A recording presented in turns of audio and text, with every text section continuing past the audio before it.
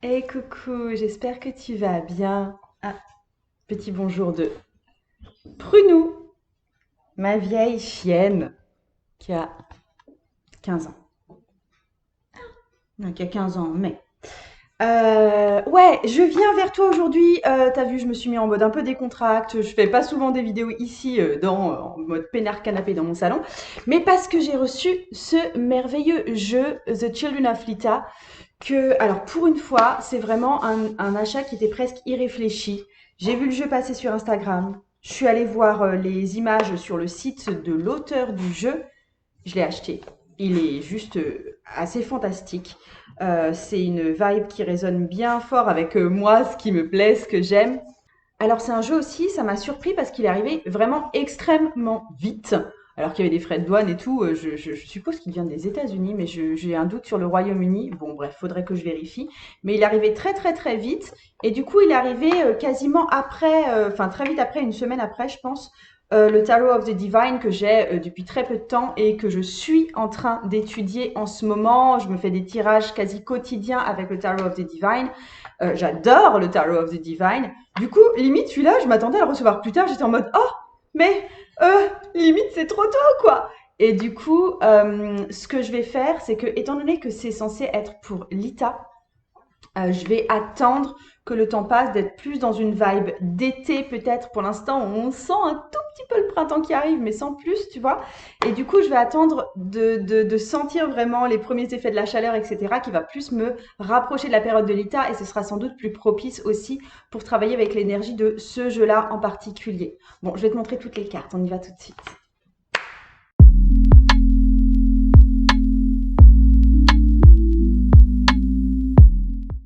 Je voulais aussi te montrer, c'est arrivé dans d'ailleurs le pochon, qui est trop trop chouette. C'est vraiment, ouais, je trouve que le pochon est super super joli et en plus, étant donné qu'il est assez neutre, tu vois, il n'y a pas marqué Children of Litha en gros dessus. Donc, je pense que je vais pouvoir l'utiliser pour d'autres jeux quand j'aurai à les transporter, ça va bien les protéger. Donc ça, c'est super chouette. La boîte est super chouette aussi. Elle s'ouvre comme ça. Tu vois, c'est une boîte en carton bien mastoc. Et du coup, j'aime bien les boîtes de bonne qualité qui permettent de transporter les jeux comme on veut. Le jeu et le livret font partie du coffret, donc tout est rassemblé. Le jeu, pardon, le jeu, n'importe quoi. Il y a pour chaque carte, on a un petit rappel de l'illustration, un petit texte poétique inspirant et la signification, tout simplement. Donc ça, c'est assez bien fichu. C'est petit, donc vraiment à fouiller quand on en a besoin. Ça va pas être mon livre de chevet. De toute façon, je suis pas très, comment dire. Quand je vois que je peux me débrouiller sans les livrets, je me débrouille sans les livrets. Mais après, t'as aussi toute une petite introduction sur les dynamiques des personnages de la cour, l'énergie en général des suites, une petite introduction sur le tarot en lui-même. Tu as combien de cartes de tarot? 2, 3, 4, 5, 6. Ouais, en fait, il y a plusieurs tirages de tarot basique, c'est-à-dire là, il y a le tirage classique à 3 cartes, il y a le tirage en croix assez classique, tu as un tirage qui s'appelle les amants, donc je pense que c'est un tirage vraiment pour les relations. Et ensuite, tu as Lita's Finances, donc les finances du point de vue Lita. Anxious Summer Spread, si on a un été qu'on vit de façon anxieuse. Et il y a marqué à chaque fois Lita exclusive. Et Lita's Will, donc la roue de Lita. Donc ça, c'est génial parce qu'avec la roue de Lita, tu as toutes les temps forts païens des saisons. Donc tu as je vais y arriver. Lita's Lesson, avec à chaque fois la période de l'année. Et enfin, tu as le Mabon's Lesson, sa Main Lesson, Yule's Lesson, etc. Imbolc's Lesson. Donc ça permet de faire la roue de l'année en fait avec en tirage, ce qui est bien bien sympathique. Yes. Donc voilà pour le livret. Bon petit livret. Et les cartes elles-mêmes qui sont trop belles. Alors on retrouve toujours ce même symbole, cette même étoile. Et les cartes sont franchement super solides. Après, j'en ai marre. Après, c'est de nouveau un jeu qui est super. Les cartes ne glissent pas super bien les unes avec les autres. Donc, si par exemple je veux dire, oh là là, j'aimerais retrouver le 7 d'épée. Eh ben, c'est pas facile, tu vois. Moi, j'aime bien aller retrouver des cartes dans le jeu. Et quand je dois ramer pour les séparer les unes des autres, c'est compliqué. Et ensuite, du coup, à mélanger, ça va pas être du gâteau. À étaler, ça va pas être du gâteau non plus. Je pense qu'il faudrait faire une pétition, tu vois, faire un mouvement, un soulèvement national pour les cartes de tarot qui glissent mal entre elles. Tu vois, je défends des grandes, grandes causes, hein. Bref, je te montre un petit peu toutes les cartes. Non, attends, je voulais te dire peut-être pourquoi ça m'a tellement plu. J'ai beaucoup aimé la finesse des dessins. J'aime quand les dessins sont très fins, très détaillés, très jolis, les lignes, courbes, comme ça. J'ai une attirance pour ce type de dessin. J'ai aimé l'aspect fantastique, fantasmagorique. En fait, il y a beaucoup, notamment dans les majeurs, de, euh, de personnes qui sont représentées comme des centaures, mais avec d'autres animaux. Par exemple, on a un tigre femme, etc. Donc, on a le bas du corps qui correspond à un animal, le haut du corps qui correspond à un être humain, donc dans la vibe centaure, sirène, etc. Et j'ai beaucoup aimé ça sur un petit peu beaucoup d'archétypes en fait. J'ai beaucoup aimé le lien astrologique, notamment des majeurs avec les signes astrologiques. Et je vais te montrer la suite des deniers, qui est la suite que je préfère dans ce jeu, parce qu'elle retrace vraiment un travail saisonnier. Alors, je suppose que j'ai d'autres choses à découvrir du coup dans les autres suites que je n'ai pas encore remarquées. Et puis à la fin, je vais te faire aussi un petit retour sur les personnages de la cour et la vibe générale de chacun des personnages de la cour. Donc on y va tout de suite. Alors, voici le fou. Tu vois, au bord de sa falaise qui atteint quelque chose d'un peu inaccessible et d'encore évanescent. Le magicien. Ah, pour le coup, il est vraiment dans l'utilité des différents outils qu'il a autour de lui. Et ça devient des outils un peu guerriers. Et il a les ailes comme Mercure. La grande prêtresse. Alors, les deux archétypes féminins qui se suivent ont toutes les deux un lien avec Perséphone et la pomme grenade, la grenade, donc Perséphone l'a dans la main. Il y a un truc un petit peu dangereux dans cette grande prêtresse. C'est beaucoup moins dangereux dans l'impératrice, mais il y a quelque chose de beaucoup plus sensuel. Je trouve qu'il y a quelque chose qui ressemble un peu à de la masturbation dans sa façon de tenir cette grenade ouverte. Il y a vraiment quelque chose du plaisir sensuel dans cette carte. L'empereur, qui est quelle bestiole? On dirait un puma ou une panthère noire, ou un lion. C'est un peu de l'ordre du lion. Et il vient de tuer un espèce de mouton. Et il a les cornes du bélier. Alors là, pour une fois, le lien entre pape et taureau est extrêmement visible. On a le taureau sage, le maître des clés. Les amants, c'est un couple homosexuel en train de vraiment de s'embrasser, de faire l'amour, enfin. Il y a quelque chose là aussi de très très sensuel, de très lié et de très... je trouve que dans les cartes des amants, souvent il y a un truc un peu inéluctable, tu vois, on peut pas échapper à l'amour. Le chariot, signe du cancer, on le voit bien là dans son élément eau, et c'est d'ailleurs un homme, enfin non, c'est pas un homme.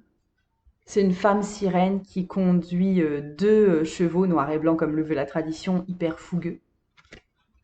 J'aime bien parce que c'est rare qu'on ait autant la référence à l'élément eau dans la carte du cancer. C'est aussi là dans le Shadowscape Tarot, hein, ce truc de chevaucher sur des flots. J'aime beaucoup. La force, signe du lion. Et là aussi, c'est un vrai. C'est même le lion qui est encore plus participatif que la femme qui est censée le maîtriser. Là, c'est une vraie union avec nous-mêmes. Ensuite, l'ermite.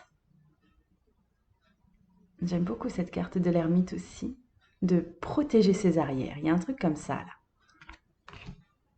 Et La roue de fortune, c'est la roue de l'année avec les temps forts de l'année, les solstices, les équinoxes en termes païens, et tous les signes du zodiaque également placés sur la roue. La justice, qui est une femme autruche. Le pendu, il y en a certaines que je ne les ai pas toutes dépiotées, et du coup, il y en a certaines que je découvre vraiment là avec toi, ça fait plaisir aussi. La, la pendue, qui est une sirène, prise dans la corde d'un pêcheur ou l'ancre d'un... Ouais, c'est plutôt dans l'ancre d'un navire, en fait. La mort. Tempérance, la femme tigre. C'est marrant, c'est pas la première fois qu'il y a un tigre qui fait référence à Tempérance. On a ça dans le Mariel Tarot et on a ça encore dans un autre jeu et j'arrive plus à me souvenir.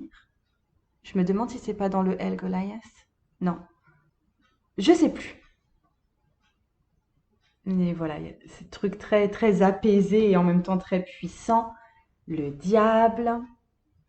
On a plein de thunes, on picole et puis en même temps c'est très démoniaque. La tour.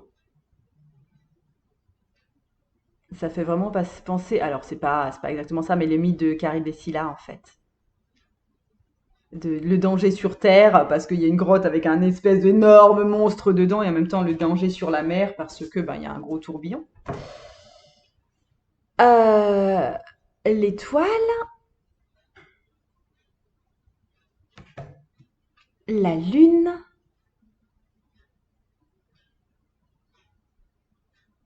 on dirait Falcor dans l'Histoire sans fin.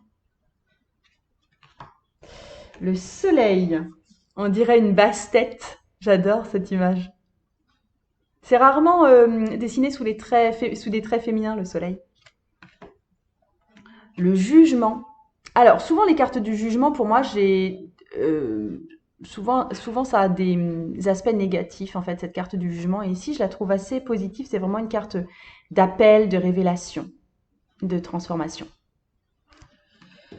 Le monde. Il y a quelque chose d'hyper apaisé dans cette carte du monde. Cette femme biche. Ensuite, la suite des coupes. L'As. Le 2 sont des hippocampes. Le 3 sont des poissons. On a tout ce monde sous-marin. Le 4, c'est une raie. Le 5, c'est un requin-marteau. Le 6, ce sont des dauphins. Sors de l'eau là. Le 7, c'est une murène, gardienne de trésors. Le 8, c'est une méduse. Le 9, c'est une pieuvre. Et le 10, je ne me souviens plus du nom. Oui, c'est le narval. Donc, je vais mettre les personnages de la cour de côté aussi. Ça, c'est le page de coupe. On a le chevalier de coupe. Il a l'air sévère, hein. Les chevaliers de coupe sont rarement aussi sévères que ça. La reine de coupe. Avec une petite otarie. Et le roi de coupe. Avec un gros morse. Ensuite, pour les deniers, ce que je voulais te montrer de particulier dans les deniers, c'est qu'on commence avec l'arrivée de l'hiver. Ensuite, ça se durcit avec le cœur de l'hiver. Ensuite, on a la renaissance du printemps pour finir avec l'arrivée de l'Ita, qui est vraiment le cœur de l'été, le solstice d'été. Donc j'ai beaucoup aimé cette perspective dans les deniers, c'est pour ça que je dis que c'était ma suite favorite dans ce jeu-là. L'As de denier, le 2 avec des chèvres des montagnes, le 3 avec des buffles, je dirais, Tu vois, il commence à neiger hein, sérieusement. Le 4 avec un bouquetin ou un mouflon qui a des cornes vraiment très très grandes. Le 5 avec une famille de biches, biches et cerfs. Là, c'est vraiment, vraiment le cœur de l'hiver où on n'a plus rien à manger. Ensuite, on a le 6 avec une sorte de wapiti et on voit que c'est plus solaire déjà. Il fait toujours très très froid, mais c'est beaucoup plus solaire. On commence à apercevoir les rayons du soleil. Ensuite, nous avons une vache écossaise avec la végétation qui revient le tout début du printemps. Un âne avec le printemps, avec le 8, pardon. Le 9 de denier, eh ben c'est bon, c'est parti, c'est les beaux jours. Et je pense que le 10 pour moi, ça représente l'État avec les rhinocéros. Et les personnages de la cour, je te montre le page, je te montre le chevalier, je te montre la reine et je te montre alors la reine avec un bélier en fait ou un bouc, pour moi c'est plus bélier, et le roi avec un taureau. Ensuite on arrive sur les épées, donc je te montre l'as. Ensuite le 2 avec des chouettes. Le 3 avec un cygne. Il est particulièrement violent ce 3 d'épée. Le 4 avec un moth, les papillons de nuit, qui sont aussi des signes un peu mortuaires. Le 5 avec des faisans. Le 6 avec des papillons. Le 7. Le 7. C'est des perruches qui se font bouffer leurs œufs. Le 8 avec un oiseau en cage. Le 9 avec des corbeaux. Et le 10 autour de vautours, autour d'un cadavre de renard. C'est assez cruel hein, comme 10. Ensuite, les personnages de la cour. Voici le page avec ses colibris. On a le chevalier. Il y a un dragon à chaque fois avec le chevalier, je viens de me rendre compte. Je te montre ça tout à l'heure. Voilà, la reine d'épée avec un rapace, une sorte de vautour. Et le roi d'épée avec un paon. Oh, j'aime beaucoup les personnages de la cour de ce jeu, j'avoue. Ensuite, les bâtons. Donc, ici, nous avons l'as. Ah, attends, je regarde juste. Est-ce que tous les as... Ouais. Tous les as sont représentés par un crâne. L'as de coupe avec des squelettes, enfin des arêtes en fait de poissons. Les deniers avec un crâne de cervidé. Les épées avec le squelette d'un oiseau. Et enfin, c'est là que j'en étais avec les bâtons. C'est un crâne de félin, de gros félin. Donc on a cette énergie très première, très à la source en fait, je trouve. Ok, allez, le 2 d'épée. C'est vraiment les chats yin-yang, c'est marrant. Noir avec des taches blanches et blanc avec des taches noires. Le 3 avec un loup. Le 4, pourquoi je dis épée? Bâton.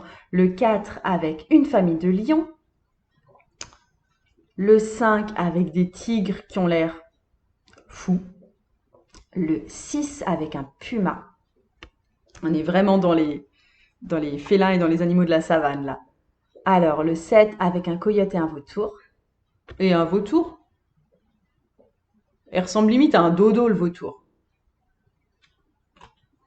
Le 8 avec un guépard pour la rapidité. Le 9 avec un renard des neiges. Ah non, pour le coup, non, animaux de la savane, tu zappes ce que j'ai dit puisque c'est pas du tout animaux de la savane. Et le 10 avec un jaguar qui a tué une gazelle. Ensuite, les personnages de la cour. Le page avec un lycaon.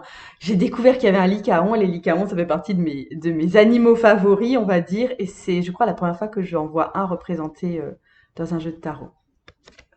Alors, le chevalier, là aussi, on voit un dragon. La reine avec une panthère noire. Elle est belle, hein? Et le roi avec un lion.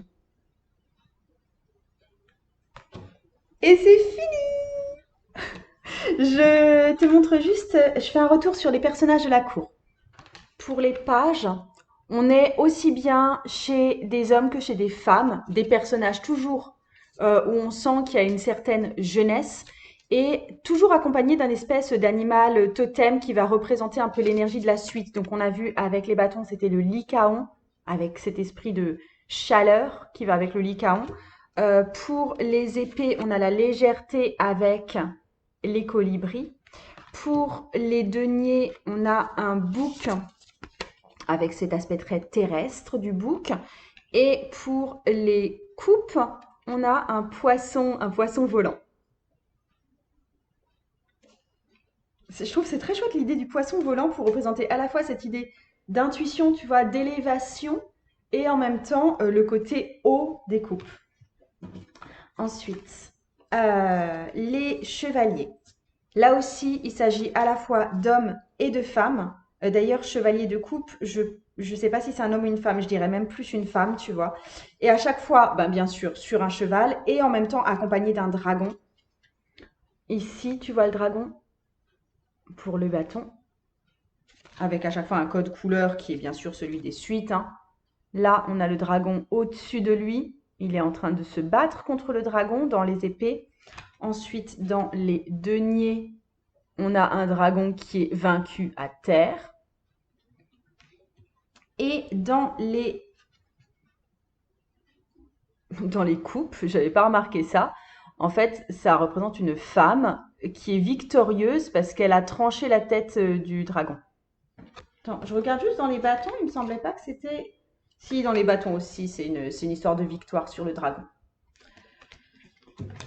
Ok, donc c'est très guerrier quand même tout ça. Et ensuite, pour les reines, là aussi, c'est accompagné à chaque fois d'un animal totem, toujours féminin pour le coup, parce que pour le coup, les reines, c'est féminin. Enfin, c'est une énergie féminine en tout cas. Donc, je te remonte la reine de bâton avec la panthère noire, la reine d'épée avec un rapace, la reine de denier avec un bélier et la reine de coupe avec une otarie. Et de la même façon, on a cette même énergie pour le coup, pour le pôle masculin chez les rois, avec à chaque fois un animal représentant de la même famille que celui de, enfin la même famille, de la même classification d'animaux que celui pour la reine. Donc le roi de bâton avec un lion, le roi d'épée avec un paon, le roi de denier avec un taureau et le roi de coupe avec un morse. J'en ai fini pour te présenter ce jeu que je vais du coup pouvoir me mettre à battre, à mélanger, à un petit peu plus étudier, même si, comme je te l'ai dit, là, je vais rester pendant un petit moment avec Tarot of the Divine, et puis on va voir celui-là dans un second temps, avec les réchauffements des températures, avec le printemps qui arrive doucement. J'espère que tu vas bien, j'espère t'avoir été utile, j'espère t'avoir donné envie, parce que moi, en tout cas, ce jeu m'appelle assez fort. Je te souhaite une excellente journée. Le tarot peut changer ta vie.